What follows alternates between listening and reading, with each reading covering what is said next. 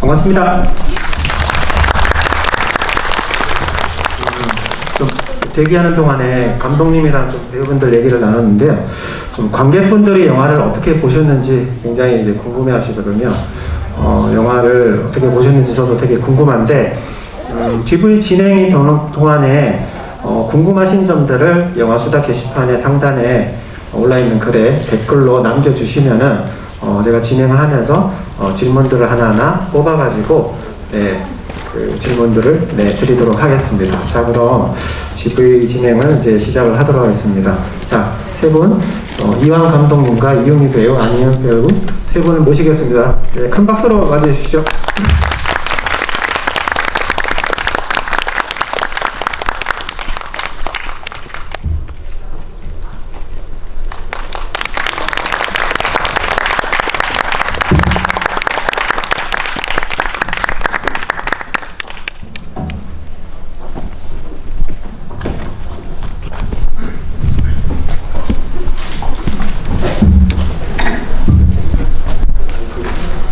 네. 자, 먼저 그럼 그 감독님, 두 분 배우분들 좀 간단하게 인사말부터 먼저 해주시겠습니까? 네, 안녕하세요. 바쁘신 시간 또 이 늦은 시간에 반갑습니다. 저는 전작 박하영을 만들었고 이번에 어른들은 몰라요 영화를 만든 이완이라고 합니다. 만나서 반갑습니다. 안녕하세요. 저는 어른들은 몰라요에서 세진 역할을 맡은 이윤이라고 합니다. 반갑습니다. 네, 안녕하세요. 저는 어른들은 몰라요에서 주연 역을 맡은 한희 혹은 안희연입니다. 반갑습니다. 네. 제가 먼저 준비한 질문을 몇 가지 드리고, 아까 말씀드린 대로, 게시판에서, 질문들을 골라서, 전달을 해드리도록 하겠습니다. 자, 먼저, 이완 감독님에게 질문을 먼저 드리도록 하겠습니다. 박하영 다 보셨나요? 목소리가 작네. 네. 그 박하영을 왜 보면, 그 세진이라는 중간에 나오는 그 인물 있죠, 여고생? 굉장히 이제 궁금해지는데, 이 인물을 주인공으로 한 영화가 이번 이제 어른들은 몰라요잖아요. 그래서 그 세진이라는 인물에 대한 어떤 호기심이 이어져 가기 때문에 훨씬 더 또 흥미로운 어떤 경험이 된 것 같습니다. 그래서 이 세진의 이야기를 또 두 번째 장편 영화로 이렇게 선택한 것은 어떤 이유에서인지 듣고 싶습니다. 그 몇 가지 이유가 있는데요. 일단 제일 지금 이거를 어른들은 몰라요를 만들고 생각이 나는 거는 첫 번째로는 그 박하영 때 한 100여 차례 GV를 했는데 그때 이제 이대 아트하우스 모모에서 거의 GV 말미에 이제 어떤 관객 여자 두 분이 계셨어요. 근데 그분들이 저를 이제 끝날 때까지 기다렸다가 이제 이야기를 잠시 나눴는데 그분들이 실제로 쉼터에서 일하는 선생님이셨어요. 그래서 그분들이 박하영이라는 영화를 이야기를 듣고 보러 왔는데 이제 저를 만나서 이야기를 나누다가 저한테 꼭 한번 다시 한번 10대 영화를 만들어 줬으면 좋겠다라는 말씀을 남기시고 갔는데 그게 조금 내가 10대 영화를 다시 한번 만든다면? 이라는 물음이 생겼던 것 같아요. 그래서 그때 그 마음이 있었는데 조금 잊고 있다가 한참 이제 낙태로 대한민국이 찬반으로 뜨거웠을 때 그때 이제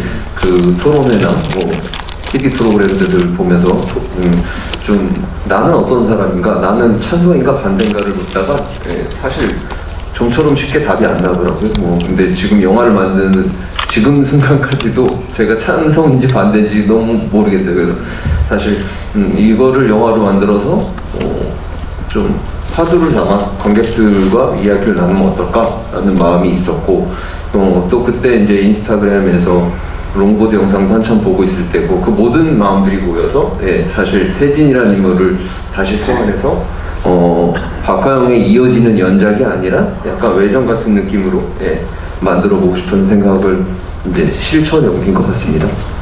네. 그 영화에서 이제 납태라는 어떤 부분에 대해서 굉장히 중요하게 다뤄지기 때문에 영화를 보시는 관객분들이 영화가 끝난 후에 어떤 그 부분에 대해서 좀 이렇게 생각을 또 해볼 수 있는 기회가 또 될 것도 같습니다. 자, 그럼 그 세진 역을 연기하신 이용희 배우님에게 질문 드리겠습니다. 박하영에서보다 좀 더 확장된 제 인물의 이야기를 연기하고 있는 것은 좀 배우로서도 좀 굉장히 좀 특별하고 재밌는 경험이 될 수도 있을 것 같다는 생각이 들거든요. 그래서 이용희 배우님이 생각하시는 세진이라는 인물에 대해서, 그리고 이완 감독님하고 그 세진이라는 인물을 만들어 가는 작업에 대해서 얘기를 좀 들려주시면 좋을 것 같습니다. 일단 제가 박하영에서의 세진이 캐릭터를 정말 너무 매력있다고 죄송합니다. 네, 좀 웃어주셔야지. 순간 민망했습니다. 너무 매력 있었다고 생각을 했었고요. 그래서 어른들은 몰라요에 또 세진이가 나온다라고 이렇게 말씀을 해주셨을 때 너무 일단 감사했었고 좀 궁금했었던 것 같아요. 그렇게 이제 시나리오를 봤는데 가장 제 첫 질문이 세진이 왜 이래요? 세진이 왜 이러는 거예요? 라는 질문을 했었어요. 근데 이런 질문을 하고 나서 다시 이제 제목을 보니까 어른들은 몰라요 이렇게 돼 있었던 거죠. 그러니까 뭔가 나는 내가 어른이어서 지금 이걸 모르는 건가? 근데 이 세진이가 너무 궁금한 거예요.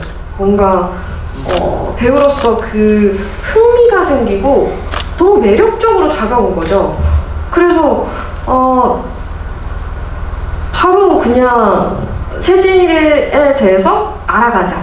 내가 못 느끼면 그냥 얘가 돼보자 라는 생각으로 그냥 감독님이랑 계속 워크샵 하면서도 많이 얘기하고, 또 촬영할 때도 뭐 전날에 다음날에 찍을 촬영에 대해서 또 얘기하고 이러면서 하나하나 다 소통하고 대화하면서 좀 이해하면서 그렇게 촬영을 해 나갔던 것 같아요. 그러면서 어떻게 지금 영화에 나오는 세진이의 캐릭터가 더 확고해지지 않았나? 라는 생각이 듭니다. 그럼 이제 이번에는 그 주영을 연기하신 안희연 배우님에게 질문 드리겠습니다. 극 중에 이제 그 어려움에 처한 세진의 곁에서 끝까지 남아가지고 도움을 주려고 하는 유일한 인물이 이제 주영이잖아요. 네. 그래서 이번 작품에 참여하게 된 계기도 궁금하고, 안희연 배우님이 생각을 하시는 그 주영이라는 인물은 어떤 사람인지 그 생각을 좀 듣고 싶습니다.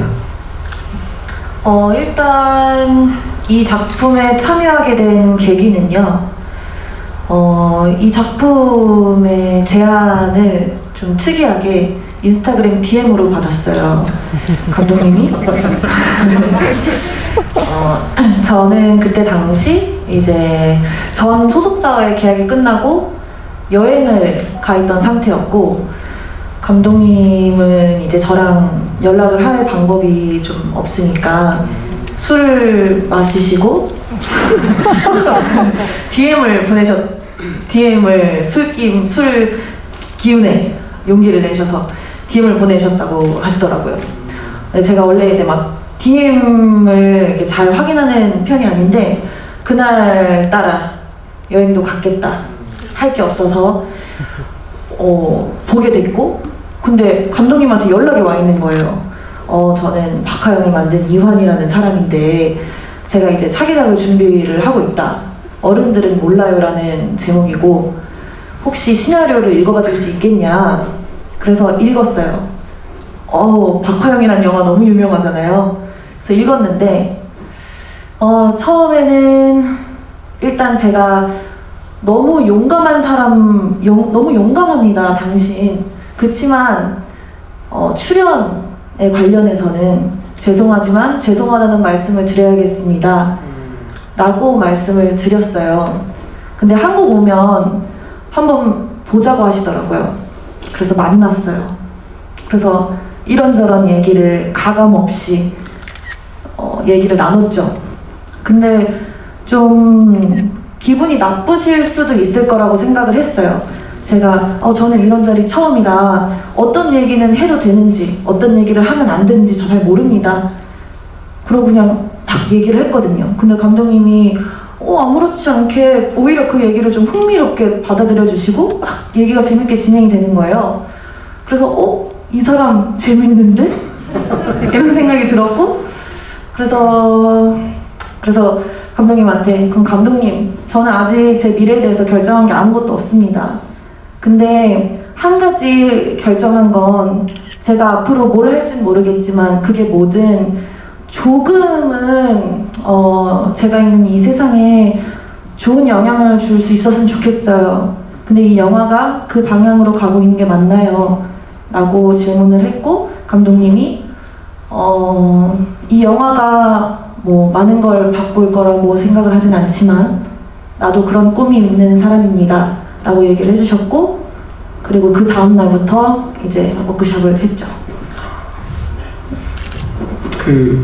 감독님은 아무래도 이제 관객들은 이제 영화 속에서 어떤 인물을 보면서 그게 인물이 뭔가 좀 생생히 와닿기 위해서는 그 인물 캐릭터에 맞는 배우의 어떤 캐스팅이 굉장히 중요하다고 생각이 드는데요.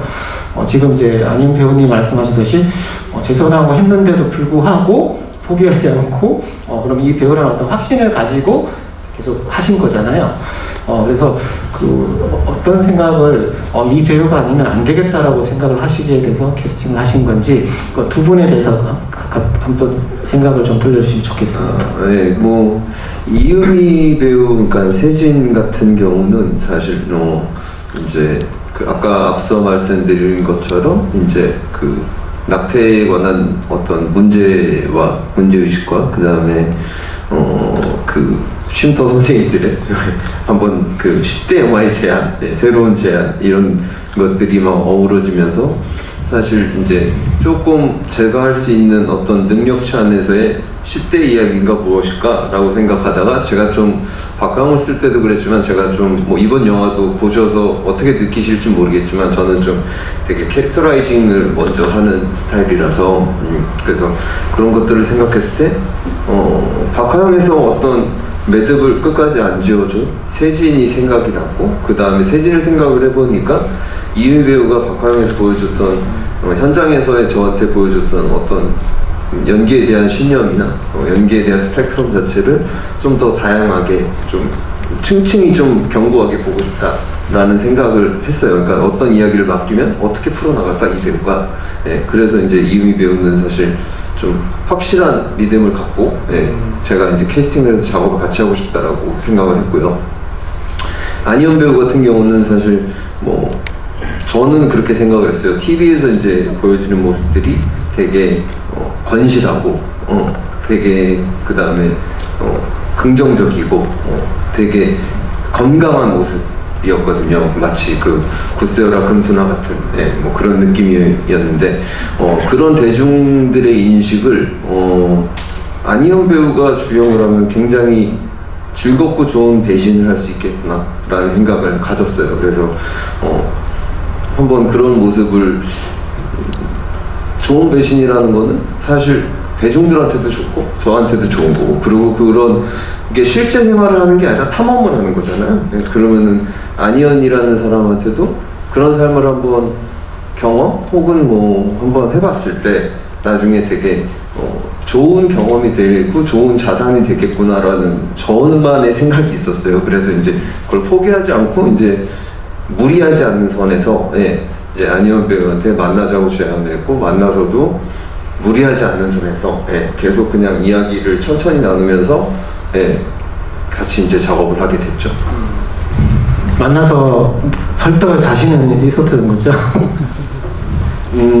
자신이, 그러니까 저 나름대로 자신이 있었다기보다는 그냥 그것도 안희은이라는 사람 갖고 있는 신념이 있는 것처럼 저도 제 신념이 있었던 거죠. 그러니까 뭐냐면은 제가 이 작품을 통해서 만들고자 하는 어떠한 지점들이 그것들이 결코 이 글 활자로 쓰여져 있는 것처럼 자극적이거나 되게 뭐 나쁘거나 안 좋고 뭐 이런 게 아니라 사실 그 이면에 넘어서는 굉장히 여리여리한 어떤 여린 감정들을 쏟아내는 되게 어떤 사회적 소수자, 약자, 보잘것없는 어떤 사람들의 이야기인데 이런 것들이 저한테는 그러니까 안희은 배우가 가진 신념처럼 선한 능력을 끼치는 사람이 되고 싶다라는 것처럼 어떤 부분은 일맥상통할 수 있겠구나라는 생각에 신념이 저도 있었겠죠. 예.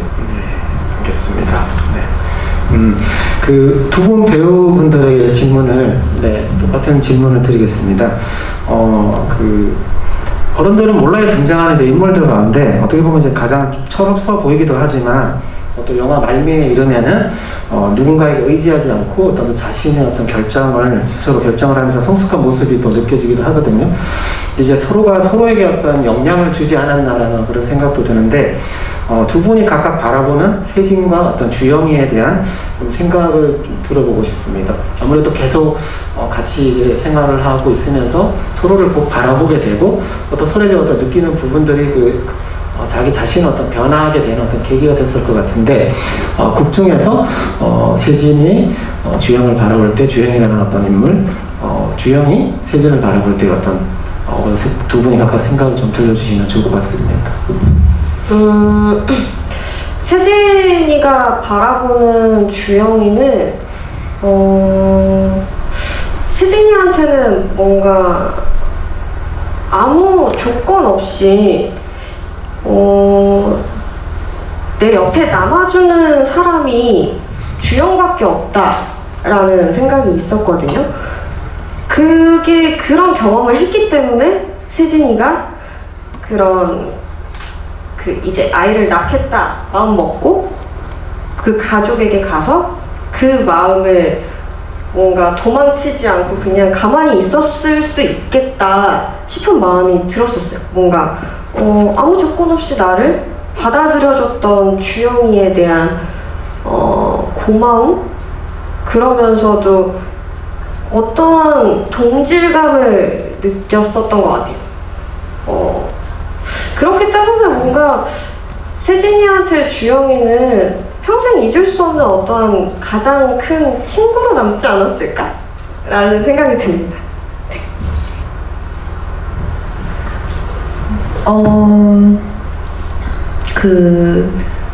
주영이 이제 중간에 퇴장을 하고 이제 주영이의 삶에 대해서는 영화에 나오지 않잖아요.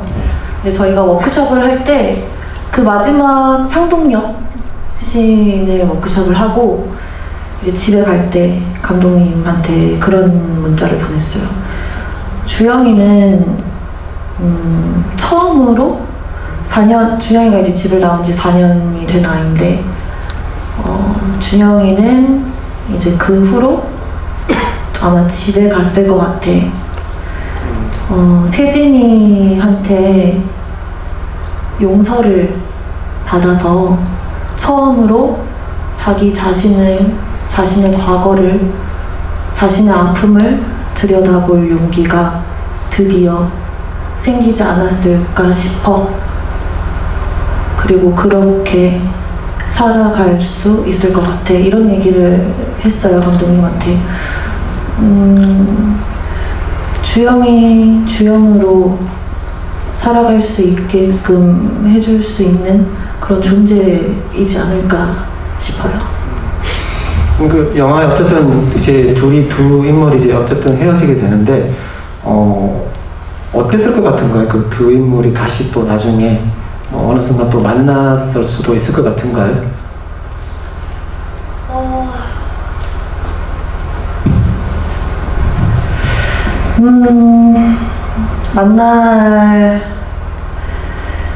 만나고 싶어?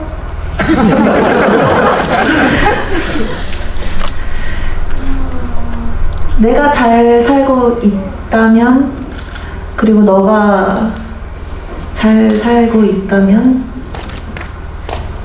보여줄 수 있다면 만나고 싶지 않을까요? 네, 나 잘 살고 있다고 보여주고 싶을 것 같아요, 저 같은 경우는.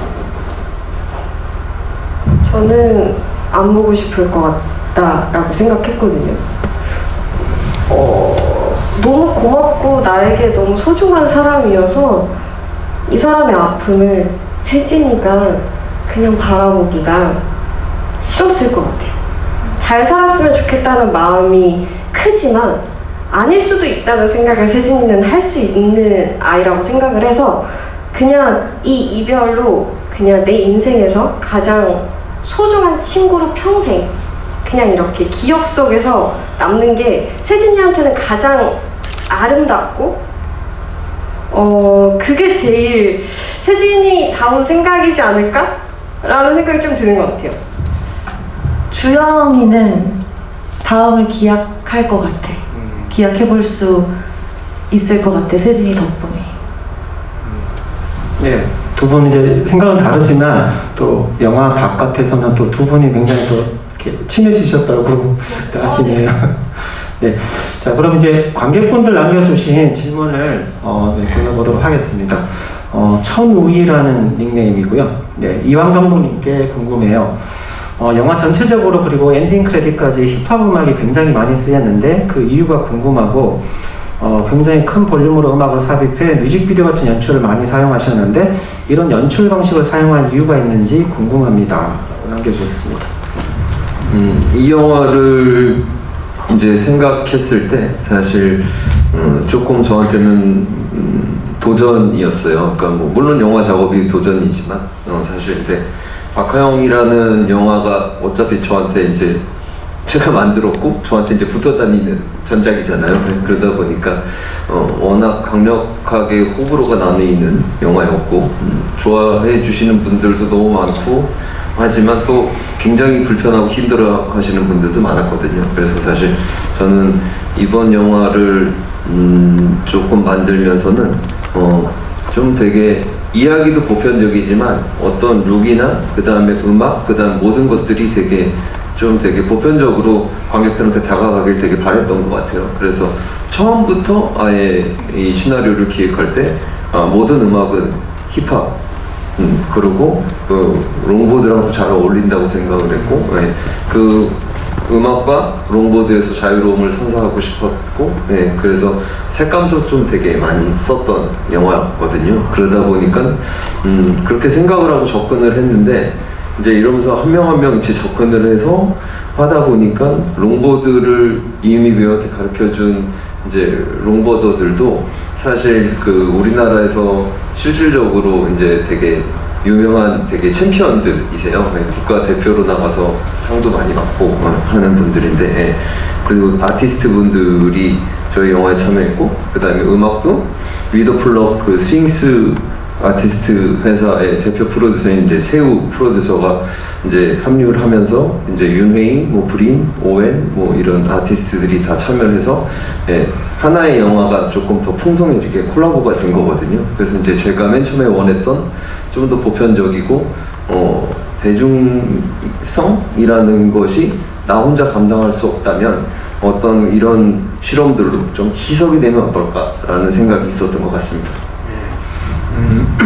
그 오늘 저도 이제 영화를 보면서 사운드 트랙에 대해서 반드시 질문이 나올 거란 생각을 했었거든요. 그만큼 이제 인상적이었는데 감독님 이게 또 사운드 트랙이 나온다고 말씀을 하셨죠. 네. 이 사운드 트랙은 이제 그 아까 좀 전에 말씀드린 이제 스윙스 아티스트님의 그 회사인 위더플럭에서 이제 5월 초 중순에 이제 공식 OST로 발매가 될 예정입니다. 네. 자, 그럼 두 번째 질문을 골라보겠습니다. 영원 닉네임으로 남겨주셨는데요. 이유미 배우가 무슨 신들린 것처럼 완전 몰입해서 연기를 하신 것 같았어요. 이야기가 말이 되는 것처럼 보이는 이유도 이 연기가 뒷받침되어서 가는 것 같은데 평소 성격과 유사성이 있어서인지 아니면 시나리오상 디테일하게 제시가 되었었는지 궁금합니다라고 남겨주셨습니다.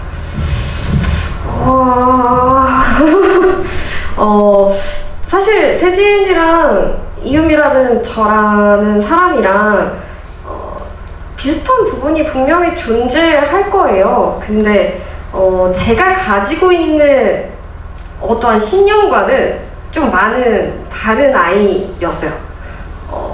그러다 보니까 워크숍 할 때 정말 많은 걸 그냥 내려놓고 그냥 감독님이 이렇게 하시는 어떠한 워크숍, 어떠한 훈련들 중에서 정말 그냥 이유미라는 사람이 쓸 수 있는 모든 감정을 그냥 완전 다 써본 것 같아요. 그걸 다 써보니까 이제 촬영할 때는 섬세하려고 하지 않아도 섬세해지는 순간들이 존재했었던 것 같아요. 뭔가 해봤으니까. 그래서 그런 워크숍 때문에 세진이라는 캐릭터가 제 바로 등 뒤에 서 있는 느낌? 그게 가능해졌었던 것 같아요. 네. 그리고 저 이유미라는 사람을 분명히 세진이가 존재하긴 하지만 그냥 그건 되게 작은 부분이었던 거예요. 근데 그거를 확장시켰던 것 같아요. 그러면서 세진이가 탄생한 느낌? 네, 그런 느낌이었습니다. 네, 그 안희연 배우님에게 질문 드리겠습니다. 그 주영이라는 인물은 박화영에서 또 세진을 또 떠올리게 하는데요. 영화 속에서 드러나지 않는 가출 4년차 주영이라는 어떤 인물이 그 사연이 이제 영화 속에서는 이제 묘사가 되지 않고 있는데 혹시 이제 이 주영이라는 인물의 어떤 그 이야기가 있었는지 좀 궁금하거든요. 그 이야기를 좀 더 해주시면은 좀 주영이라는 인물을 이해하는 데 있어서 좀 더 도움이 될 것 같습니다. 주영의 전사 같은 경우에는 주영은 이제 평범하게 학교를 다니던 학생이었는데 이제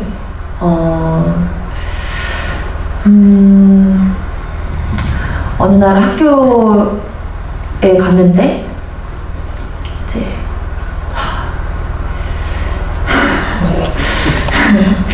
이 피가 이 감독님이 설정해 놓은 어떤 주영의 전사가 있었어요. 이런 피가 막 낭자한 거예요. 어떤 그런 사건이 있었고 그 사건에 이제 어떤 그 사건에 어떤 가해자가 있었고 그 유도한 인물이 되어 있었고 근데 그 사건에 이제 휘말리게 된 거죠.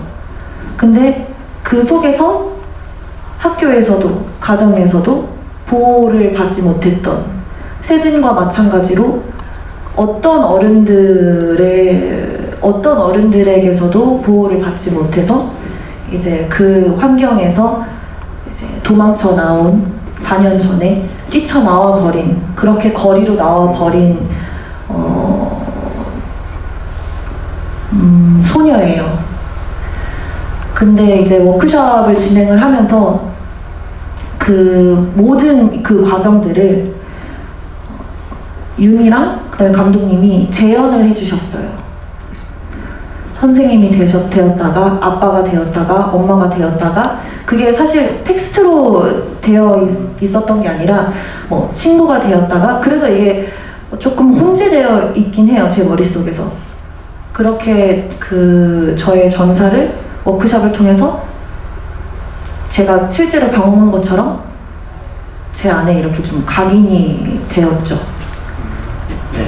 그럼 그 세진과의 어떤 첫 만남에서 주영이 이제 세진에게 다가가게 되는데, 그는 어떤 세진의 모습을 통해서 어떤 자신의 그 예전 모습을 좀 떠올리는 어떤 그런 부분들이 좀 작용을 했을까요? 사실 1차적인 목표는 보이는 그대로처럼 어떤 목표물, 포착, 접근이지만 사실 개인적으로 제가 연기를 할 때는 단지 그것만은 아니었던 것 같아요. 저는 세진에게서 저도 봤고 그리고 그 과거의 사건들 속에 있던 그 인물들 제가 죄책감을 가지고 있고 제가 어떤 애정이 있고 증오가 있던 그 제 과거 속에 있던 인물들을 봤거든요. 그랬던 것 같아요. 네. 자, 다음 질문 넘어가겠습니다. 필립 아데스님이 남겨주셨는데요. 세 분 모두에게 드리는 질문이라고 이제 하는데, 영화에서 감정적으로도 체력적으로도 힘들었을 것 같아 보이는 장면들이 길게 나온 게 눈에 띄었습니다. 감독님은 세게 맞으시는 장면이 길게 촬영되었고, 이요미 배우님은 약을 한꺼번에 다 틀어놓고 물을 마시는 장면과 유산한 장면이 길게 촬영되었고, 안희연 배우님은 지하철역에서 펑펑 우는 장면이 길게 촬영이 되었습니다. 해당 장면들을 촬영했을 때에 대해서 여쭙고 싶습니다라고 질문 남겼습니다. 네, 창동역 씬이죠. 펑펑 우는 장면. 네. 그 장면을 길게 촬영했어요. 네. 어떤 대답을 해야 되죠? 그 길게 이제 촬영을 했을 네네네. 때 되게 관객 입장에서 굉장히 힘들어 보였을 거라고 이제 생각을 했는데 실제 촬영하시면서 어떠셨는지. 저는 그때 이제 그 전날부터 전 준비를 굉장히 철저히 열심히 했던 것 같아요. 그래서 이제 저한테는 그 씬이 굉장히 중요한 씬이었고, 세진과 어떤 주영의 관계에서 굉장히 중요한 씬이었고, 사실 좀 배우와 감독님한테 좀 미안했었던 게, 연기를 처음 해보니까 이 온오프가 잘 안 되잖아요. 희연으로 갔다가 주영이 되는 게 전 안 된단 말이에요. 그래서 처음 갈 때부터 그 날의 감정으로 갔어요. 그래서 분장을 받을 때도 인사를 못 하겠는 거예요. 그래서 저는 계속 그냥 눈도 잘 안 마주치고, 밥 먹을 때도 그냥 안 먹고 그냥 계속 차 안에 혼자 있고, 좀 그렇게 혼자 좀 계속 그 길을 선택을 했던 것 같아요. 그래서 사실 좀 현장에 안 좋은 영향을 끼치는 게 아닐까. 원래 우리 되게 화기애애한데, 근데 나는 그 씬을 잘 찍어야 되고 그게 중요하니까 그런 선택을 했지만, 그래서 좀 미안했는데, 감독님이랑 유미가 문자가 오는 거예요. 혼자 고군분투하느라 고생이 많다, 너무 고맙다 이러면서 우리 조금만 더 화이팅 하자 이러면서 연락이 오는데 너무 고맙더라고요. 그래서 저한테는 사실 그 씬이 아니라 그 날이 조금 힘들었죠. 그리고 그 씬을 이제 촬영을 마치고 그제서야 이제 웃었던, 너무 웃고 싶었다고 웃었던 기억이 있어요. 네. 저는 그 약을 우걱우걱 먹는 그 장면은 사실 시나리오에는 이렇게 수돗물을 먹다가 어떻게 됐었지? 뭐가 새어나오는 뭐가 있었는데? 맞다. 이렇게 수돗물을 이렇게 먹고 있으면 이게 수돗물 먹는 그 입 안이 엄청 커져서 꿀꺽꿀꺽 이렇게 하는 어떤 이미지적인 게 있었거든요. 근데 아무리 해도 그게 안 되는 거예요. 그래서 그냥 일단 될 대로 되라 하고 했는데 아마 영화에 나올 텐데 이 약이 하나가 내려갈 때 입에서 튀어서 나와요. 근데 감독님이 그걸 보고 마음에 든다고 꿀꺽꿀꺽 필요 없다고, 이거 괜찮다고 해가지고 막 이렇게 해서 나중에 이제 우웩우웩 하는 장면을 찍는데 이게 계속 하다 보니까 진짜 나올 것 같은 거예요.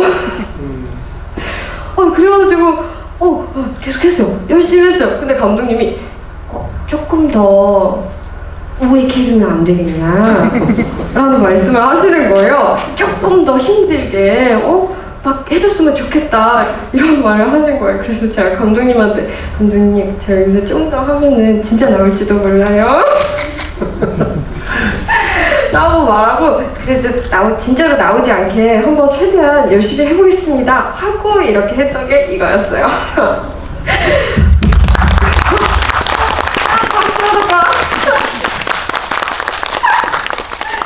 그리고 그 유산하는 장면 찍을 때도 총 5테이크를 갔나요? 근데 그중 4번째 테이크 다 저희가 이제 촬영을 이제 롱테이크로 하니까 한 번 찍고 나서 다 같이 이제 모니터링을 해요. 그러면 감독님이 가장 저한테 처음 하는 질문이, 너가 봤을 때 세진이가 아파 보여? 라는 질문이세요. 그러면 저는 이제 거기에 집중하고 모니터를 봐요. 근데 앞부분에 내 테이크가 이상하게 제 눈에도 안 아파 보이는 거예요. 그래서 이거 어떡하지? 나 분명히 이렇게 해서 이렇게 하고 이렇게 하고 있는데 왜 안 아파 보이는 거지? 그러면서 되게 막 어떡하지 막 이런 생각이 들었었어요. 근데 그냥 이제 마지막에 감독님이 너 여기에서 배에 이 고통이 왔을 때 이 방을 한번 둘러봐라 라고 말씀을 해주셨어요. 근데 그 방을 이렇게 둘러봤는데 뭔가 거기에 세진이 것은 하나도 없는 거예요. 그때 거기에서 너무 아픈 거예요. 막 그러면서 막 갑자기 그때가 생각나는데 나한테 막 그 감정들이 몰려오면서 막 나중에 이제 막 피 흘리는 거 보고 막 이제 이 사람들을 찾아서 그래도 막 이렇게 뭔가 살려달라고 해야 되는데 소리가 안 나는 거예요. 내 마음은 뭔가 소리를 지르고 있는 느낌인데 소리가 안 나요. 그래서 그렇게 찍고 나서 잠깐 기억이 없어요.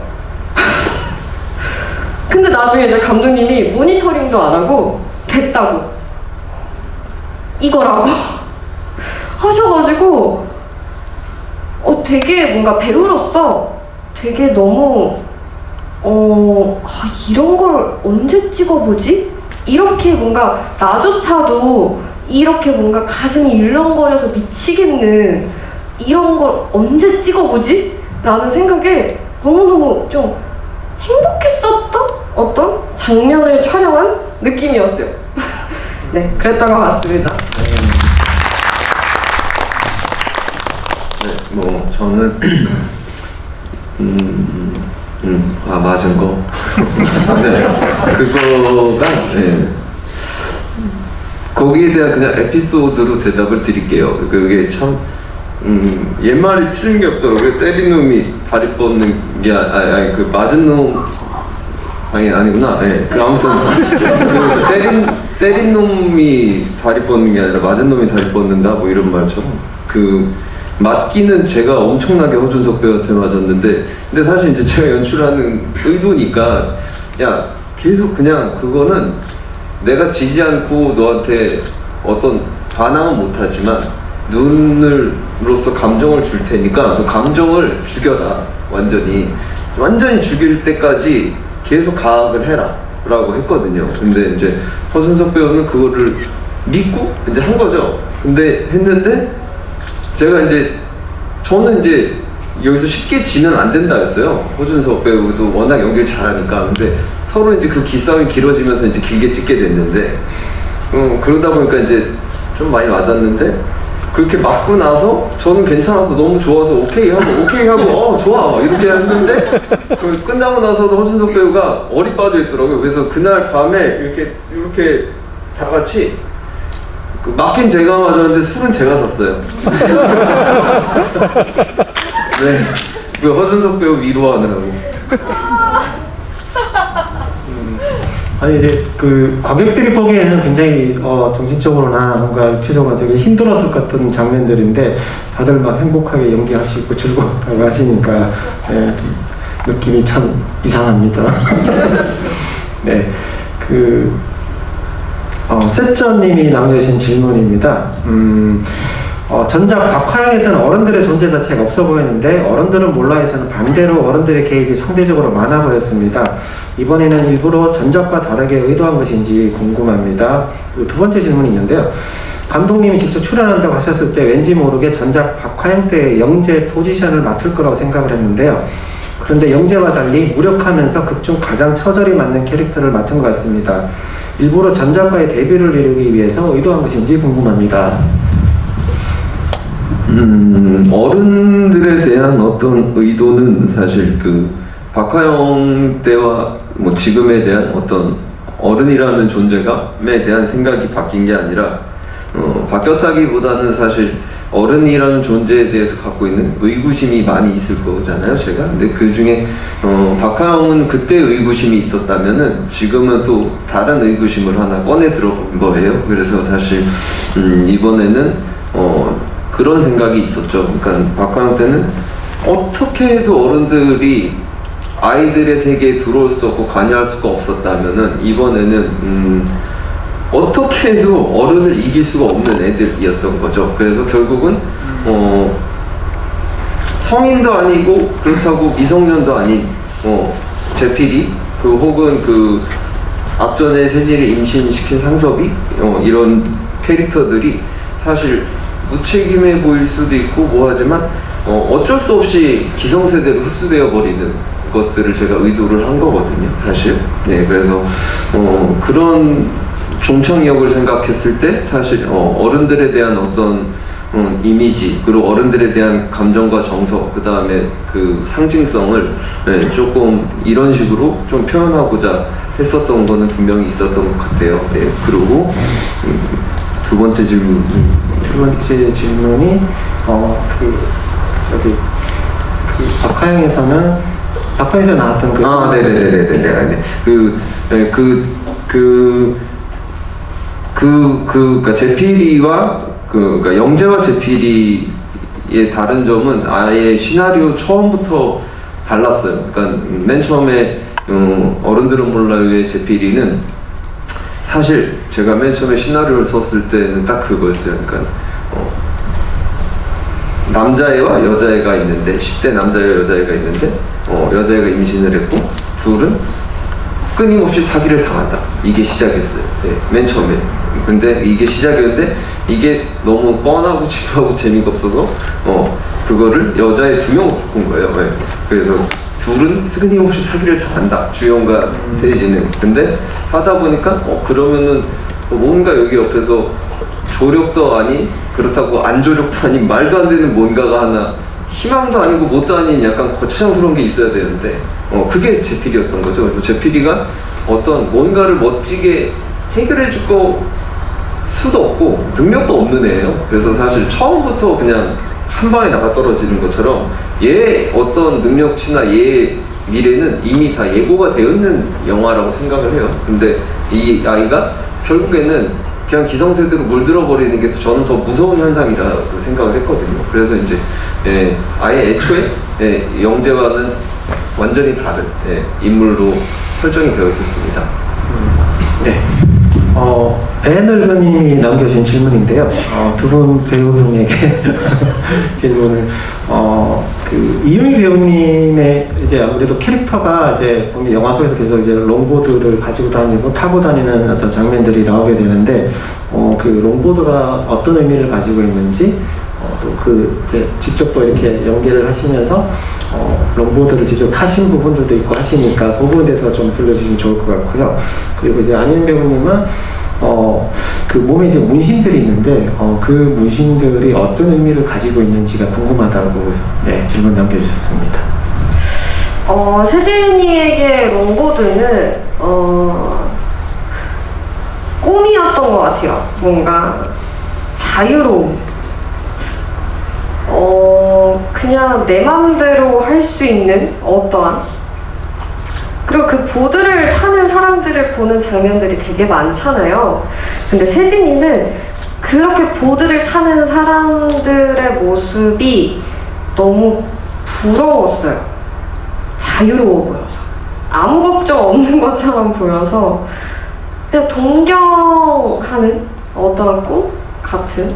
그래서 아무리 이렇게 어디를 힘들게 걸어가든 비가 오든 뭘 하든 그냥 이 보드는 계속 놓칠 수 없는 그런 꿈처럼 그냥 계속 같이 가게 되는 것 같았습니다.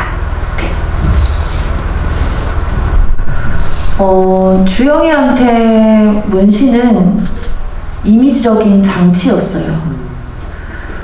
그래서 사실 도안 같은 경우에도 감독님이랑 열심히 골랐고 위치도 신중히 결정을 했고, 근데 사실 문신 하나하나의 의미가 있었던 건 아니었고 주영이를 좀 더 주영스럽게 보여지게 만들 수 있는 어떤 장치로서 문신을 이제 사용을 했던 것 같습니다. 네, 아까 이제 제필에 대한 제 이야기를 감독님이 이제 말씀을 하셨는데, 저는 이 영화를 보면서 이제 제필에게 어떤 장면들이 굉장히 인상적이었는데, 형에게 반항을 하다가 이제 통역으로 결국 이제 굴복을 하게 되고, 영화의 말미에 가면 또 반대로 자신이 약자에게 폭력으로 어떤 제압을 하고 강요를 하는 어떤 그런 모습들이 나오는데, 그게 일종의 뭐 폭력의 어떤 대물림이라는 얘기도 있듯이 우리가 어떤 사회 속에서 어떤 만날 수 있는 어떤 그런 사람들을 굉장히 많은 사람들을 보는 것 같아요. 어떤 좀 잘못된 어떤 어른의 모습이라고 해야 되나요? 그 장면들을 그렇게 배치를 해서 관객분들에게 좀 전달하고 주시고자 했던 어떤 그런 부분이 있으면 좀 생각을 들려주시면 좋을 것 같습니다. 뭐 그 생각은 사실 지금 이 영화를 보시면은 이제 제가 이 영화 속에서, 그러니까 제가 생각하는 어른이라는 것이 이 영화 속에 있는 어른의 모습도 있지만 그렇지 않은 모습도 있는 거는 사실이거든요. 근데 이 영화에서는 제가 생각하는 어른은 이렇게 좀 다루긴 했는데, 제필이가 그러니까 별반 다를 거 없이 어떤 악순환 같은 거죠. 그래서 사실 결국은 기성세대, 제가 생각하는 어떤 기성세대의 한 부분이 전체가 될 수는 없겠지만 괴물처럼 보이는 어떤 기성세대가 있다면, 제필이도 성년도 아닌 미성년도 아닌 제필이가 결국은 괴물로 변해버리는 어떤 그런 답습, 그리고 그런 대물림, 그리고 그런 좀 뻔한 결말, 이런 것들을 조금 생각을 하고 의도해서 사실 쓰기도 했고, 그런 감정으로 연기를 하고 싶어서 엄청난 폭발력 있는 연기나 에너지틱한 어떤 감정을 쏟아내는 게 아니라, 그런 것들은 사실 주영이 하고, 제필이는 사실 뒤에서 어떤 훨씬 더 조금 더 음흉하고, 제가 생각할 때 훨씬 더 비열할 수 있는 어떤 이런 느낌, 그리고 그냥 그것들을 담대하게 받아들이는 느낌, 이런 것들에 중점을 많이 뒀던 것 같습니다. 네, 사실 이게 좀 시간이 많이 부족한데, 지금 또 집의 시간이 이제 다 되어가지고 마지막 질문을 좀 드려야 될 것 같은데요. 수희 아저씨가 남겨주신 질문입니다. 일단 두 분 배우분에게는 실제 식재 시절을 보내신 지 이제 뭐 얼마 안 되신 것 같은데, 영화 속 세진과 주영을 보면서 어떤 인상을 받으셨는지 궁금하다고 남겨주셨고, 이완 감독님에게는 노래방 장면에서 굳이 에이핑크 곡을 부른 이유가 있을까요? 라고 남겨주셨습니다.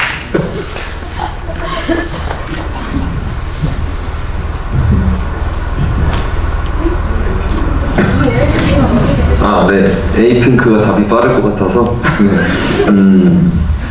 아니 뭐 그거는 그냥 뭐 웃으셨다면 너무 좋은데 안 웃으셨다면 죄송합니다. 제가 그냥 갖고 있는 서툰 개그였습니다. 뭐 1도 없어 뭐 이게. 근데 그게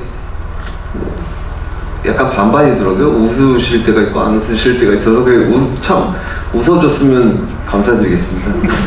감독님, 추가로 이제 두 분에게 이제 10대 시절에 대한 질문이 이제 갔기 때문에 감독님이 이제 박하영에 이어가지고 어른들은 몰라요까지 어떤 10대의 어떤 주인공을 내세운 이야기를 만들으셨는데, 어떤 그 10대라는 어떤 거기에 포인트를 주는 어떤 이유를 좀 들려주시면 좋을 것 같습니다.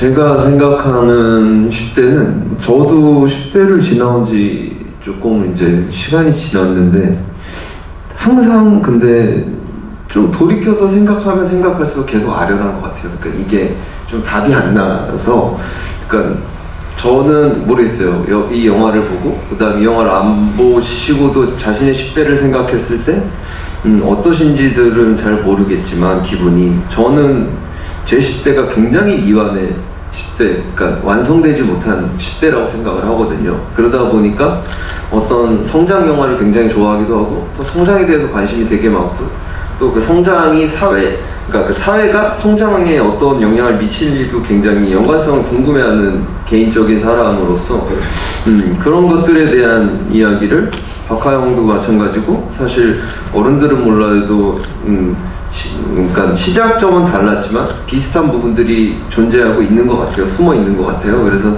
사실 그런 것들 안에서 어떤 관계성, 그러니까 가족에 대한 관계, 친구에 대한 관계, 그리고 막 얽히고 설켜 있는 여러 가지 인간들의 관계들에 대해서 사실 저도 이 영화를 찍고 이제 느꼈던 건, 편집하면서 박하영 때도 폭력이라는 것들을 사람들이 먼저 피부에 와닿으니까 되게 느낄 수 있지만 사실 거기서도 엄마와 친구와 막 여러 단체들, 팬들에 대한 관계들을 그려냈다면 이번에도 역시 가장 어린 세정이가 가장 정상적으로 보이고 좀 나이에 맞지 않게 철이 너무 일찍 들어버린 어떤 이런 이미지로 보이는 부분, 어른들이 모르는 것도 세정이는 가장 명쾌하게 알고 있는 것처럼 구원까지는 아니지만 어떤 되게 정상적 범주에 있는 사람처럼 보이고 나머지 사람들의 관계들은 다 얽히고 설켜서 이상하게 쓰여져 있고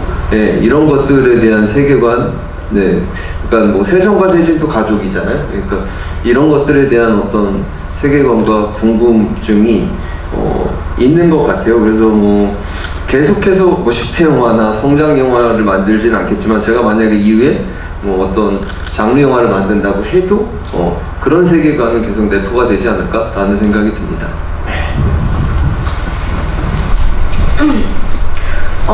제 10대 때를 생각해보면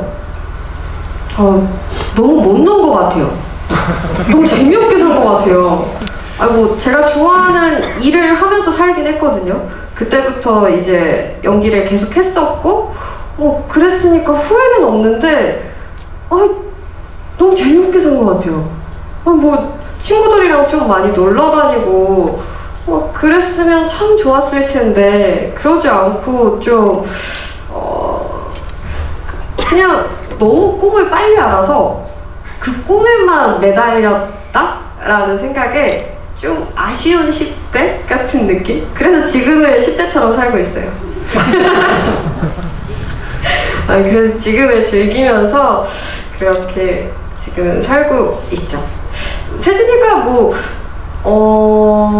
세진이의 삶이 부럽다, 아니다 이걸 떠나서 세진이 어렵다. 그냥 저 재밌게 못 살았습니다. 근데 지금은 재밌게 삽니다. 네, 감사합니다.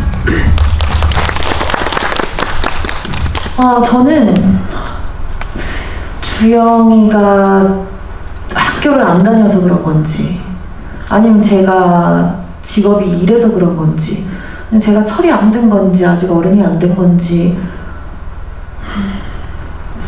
주영이를 연기하기 위해서 10대 때를 그렇게 생각을 할 필요가 많이 없었던 것 같아요. 주영이가 겪는 어떤 아픔, 어려움, 사회에서의 뭔가 그런 관계에서 오는 어려움, 힘듦 이런 것들이 제가 지금 겪고 있는 것들과 크게 다를 게 없었던 것 같고 주영이도 성장 중이고 저도 아직 똑같이 성장 중인 것 같아서 주영이가 10대라고 해서 제가 막 10대 때 무언가를 가져올 필요가 크게 없었던 것 같아요. 근데 10대 때를 생각해보면 저도 조금 가까운 게 있긴 하네요. 근데 얘기를 할 수는 없을 것 같고 죄송합니다. 죄송합니다. 그렇고 죄송합니다. 하여튼 가까운 게 있긴 하네요. 곱씹은 게 있었어요. 아무튼 엄마 미안합니다. 하여튼 그랬습니다. 끝! 감사합니다. 안희연 배우님이 말씀하신 것처럼 이게 어떤 10대 어떤 이야기를 다룬 영화라고 해서 이게 어떤 10대의 어떤 시선 이런 걸 생각하기보다는 이게 좀 넓게 보자면은 결국은 어떤 사람에 대한 이야기인 것 같아요. 말씀하신 대로 어떤 사람의 어떤 관계, 그게 어떤 10대의 관계라기보다는 어떤 사람들의 어떤 보편적인 어떤 관계나 이 어떤 이야기를 다루는 영화라는 생각이 듭니다. 그리고 이제 한국 영화에서 점점 이제 이런 영화들, 이런 소재를 가진 영화들이 잘 만들어지지 않고 있잖아요. 그래서 굉장히 저는 이 영화가 이제 박화영에 이어가지고 나왔다는 것 자체가 굉장히 좀 감독님에게 감사드리고 싶고, 그리고 또 훌륭한 연기 보여주신 두 분 배우분들에게 정말 좀 감사하다는 인사말을 전하고 싶습니다. 자, 마지막으로 세 분 관객분들에게 인사말 남겨주시면 좋겠습니다. 네, 저는 부산국제영화제에서 이 영화를 처음 봤어요. 엔딩 크레딧이 올라갈 때 이 영화에 출연한 사람임에도 불구하고 저는 굉장히 좀 가슴이 먹먹해지면서 눈물이 나더라고요. 그대들은 어떤 기분이신가요? 라는 노래가 나오잖아요.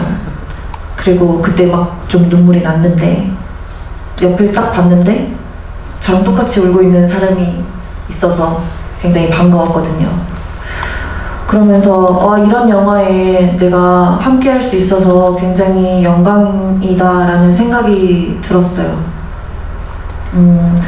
오늘 이 영화를 보시면서 어떤 기분이셨을지 굉장히 궁금해지네요. 영화 제목을 전 참 잘 지었다고 생각이 들더라고요. 영화 제목까지 다시 한번 곱씹어 봐주셨으면 좋겠습니다. 오늘 영화 봐주셔서 정말 너무너무 감사드립니다.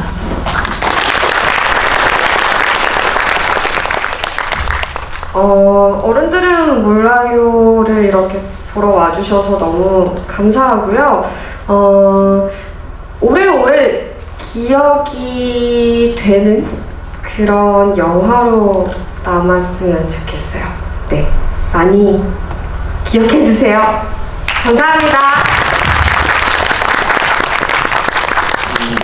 네, 먼저 첫 인사랑 똑같지만 바쁘고 늦은 시간에도 또 이 시국에 이 영화를 만나러 시간 내서 찾아와 주셔서 너무 진심으로 깊은 감사를 드립니다. 근데 저는 영화는 그런 것 같아요. 저희가 이렇게 지금 만들어 놓은 결과물이 완성이 꼭 아니라고 생각합니다. 이렇게 관객분들을 만나면서 이 영화랑 같이 호흡하고 이 영화에 대해서 공감을 하고 혹은 또 공감을 하지 못한다 하더라도 그 개인들이 영화의 마지막을 완성을 멋지게 하는 일이 그게 진짜 영화의 완성이라고 생각을 하거든요. 박하영 때도 그랬고. 그래서 사실 오늘 이 영화를 만나신 관객분들이 이번에 지금 본 오늘의 결과든 아니면은 또 보고 싶어서 보시던 아니면은 지나고 나서 어느 순간 문득 생각이 나던 멋진 영화의 완성을 개인마다 완성을 하셨으면 참 좋겠다는 생각이 들고요. 그리고 이건 너무 장사치 같은 얘기지만 꼭 보시고 나는 그래도 이 영화에 동의할 수 있어 라고 생각하시면 요새 SNS 발전 많이 돼 있습니다. 좀 많이 남겨주십시오. 왜냐면 저희 영화 작은 영화인데 그런 어떤 작은 미랄 같은 기적의 씨앗들이 모여서 큰 기적을 이뤄낸다고 생각합니다. 이 어려운 시기, 그리고 꼭 이 시기만이 아니더라도 이런 저희 같은 영화는 항상 큰 어려움들이 너무 많이 산재되어 있는데요. 이것들을 이겨내고 이 기적들을 만드는 건 다 저희도 있지만 저희보다도 이 영화를 지지해주는, 응원해주는 여러분들의 힘이라고 생각합니다. 네, 많은 지지 부탁드립니다. 감사합니다.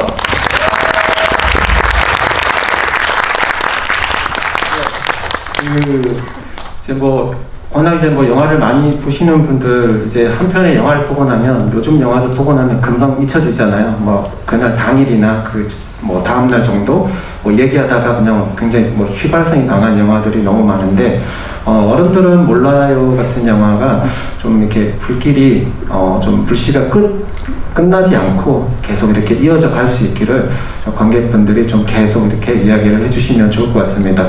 이 영화는 어떤 그럴 자격이 충분히 있다라고 생각이 됩니다. 오늘 또 수고해주신 세 분에게 큰 박수 부탁드리겠습니다.